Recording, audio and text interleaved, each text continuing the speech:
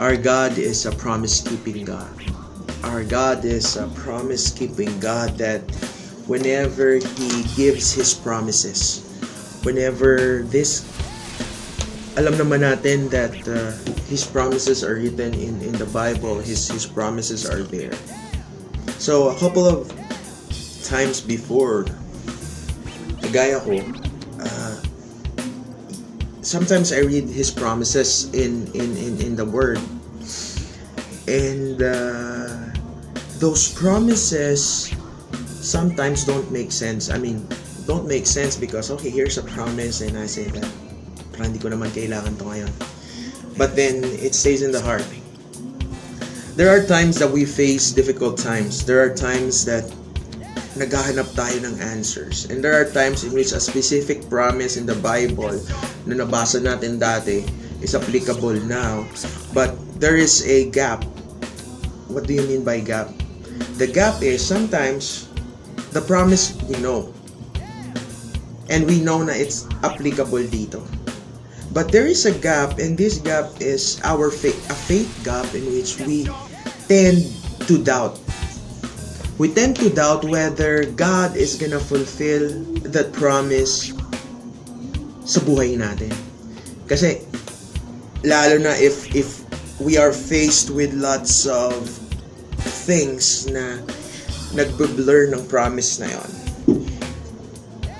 Difficult moments, difficult situations, and that promise doesn't make sense kasi parang yung promise parang, okay, parang paasa lang na naman to kasi it's a promise, and also we do not believe kasi ang labo.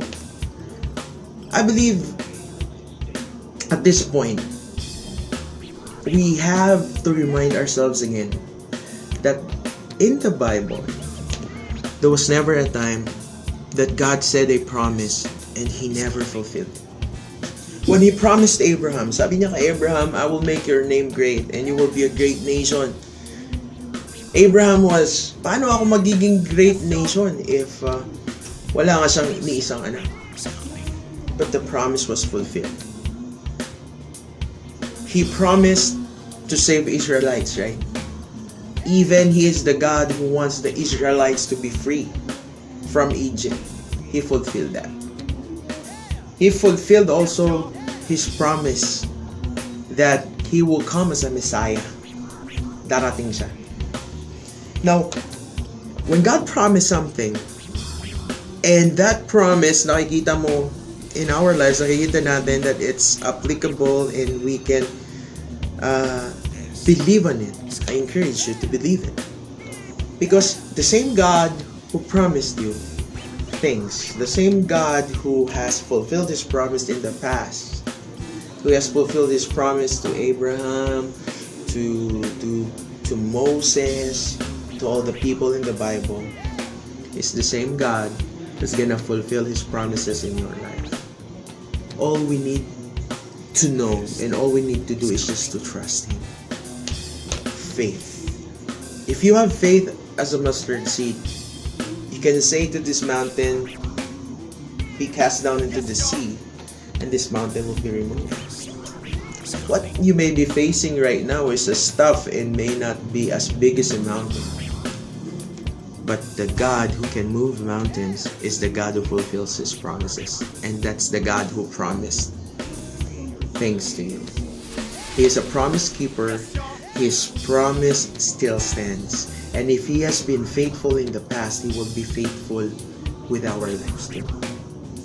This is Ryan, and I really pray that whatever promises God has given in your life, whatever promises that you are standing on to ngayon, whatever promises that you want to happen in your life at this very point, He will fulfill it. He will fulfill it. In Jesus' name. That was a kind of serious talk, but I want to just, share it from my heart. Maybe some of you need that. Some of you might need that encouragement right now. Some of you might need to hear that. He's a promise-keeping God. He never fails. He will fulfill His promises.